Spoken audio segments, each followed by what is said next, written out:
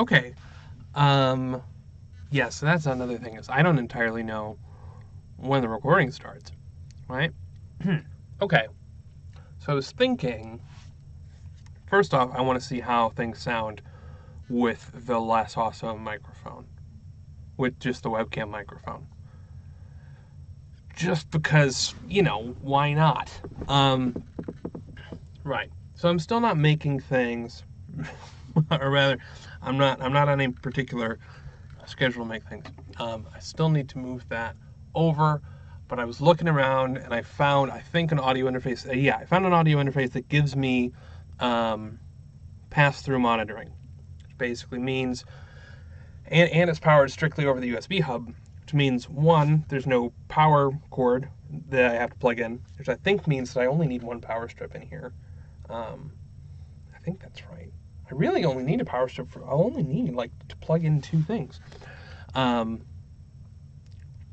but that's the thing. No, the reason I needed that is because I need to be able to live monitor it because I need to send that out to um, the external recorder. And then yeah, I think everything's just powered through the USB hub pretty much except for the monitor. I think. Oh no, and the lights. Yeah, the lights. But still, that's like nothing.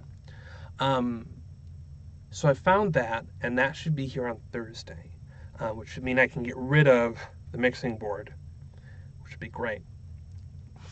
What I'm thinking about though now is because obviously I want to use the good mic for um, if podcasts and stuff are back into the picture, then I care more.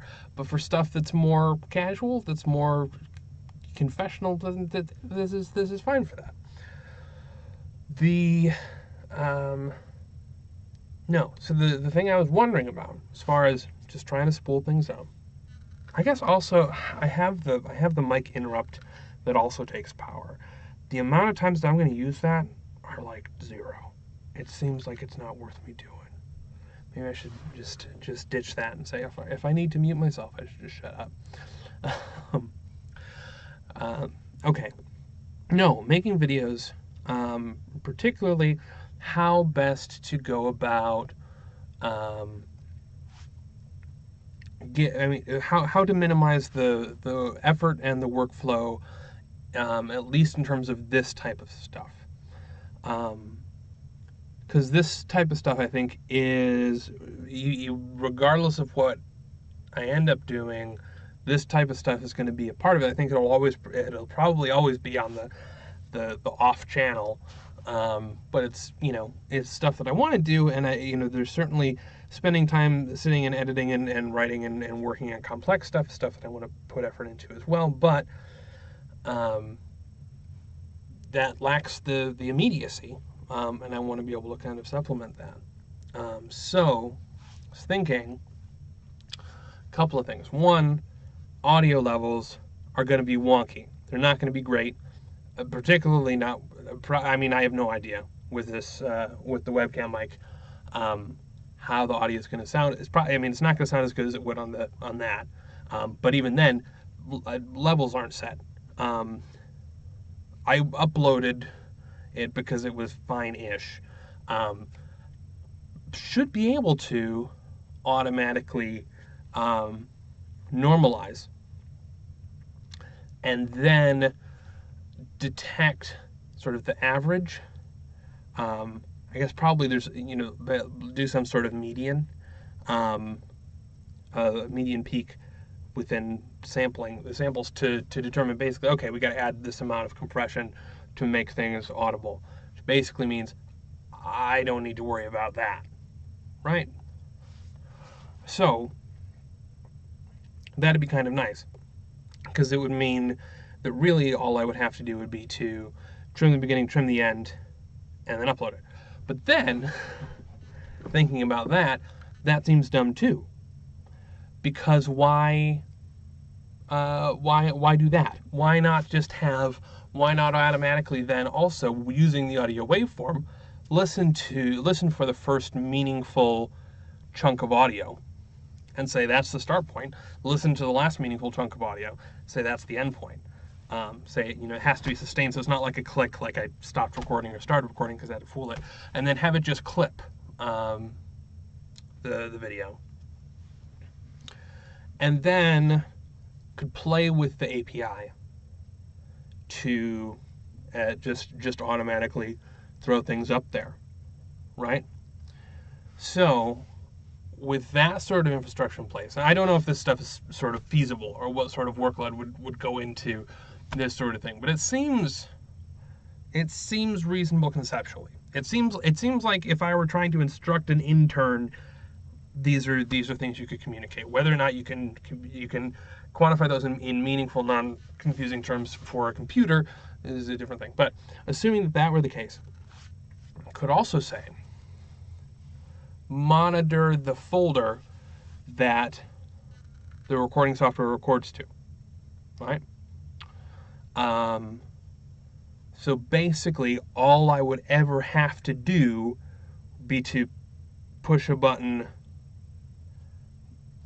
I could even just sit here quietly for a little bit and think about what I wanted to say, then start talking, stop talking, push a button to say that I'm done talking, and then the file then exists in the folder, can detect that that file exists, it can then go ahead and do the clipping from the start and the endpoints, do the audio normalization, automatically upload and publish stuff.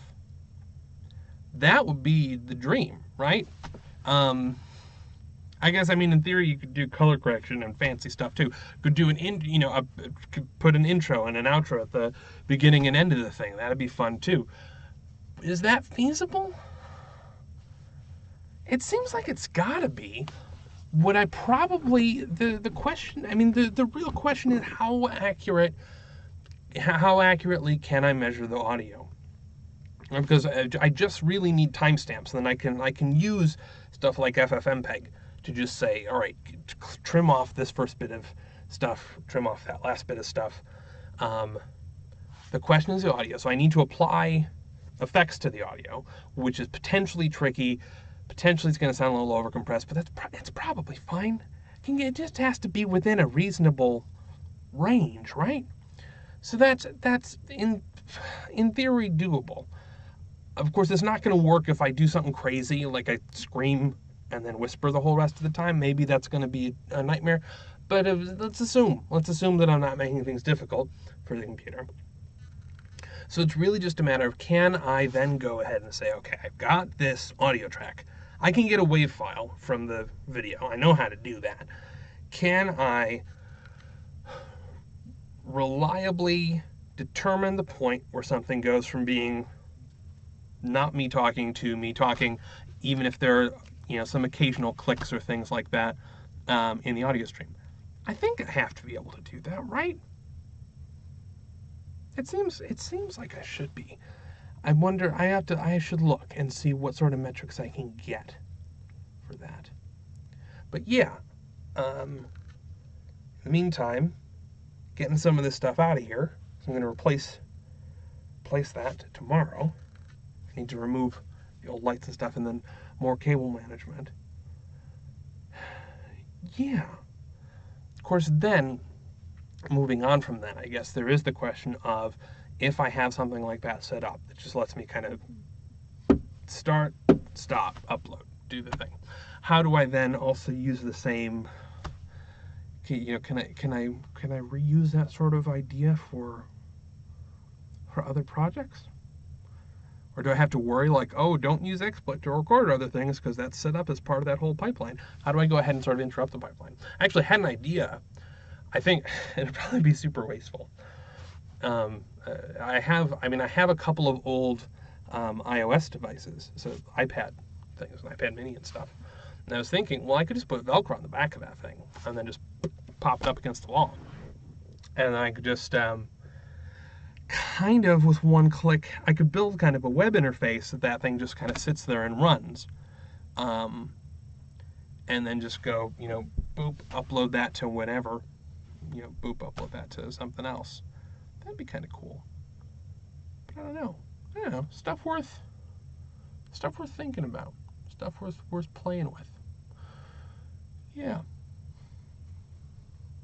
I ramble a lot, and I'm not. Yeah, I mean, I'm cool with it.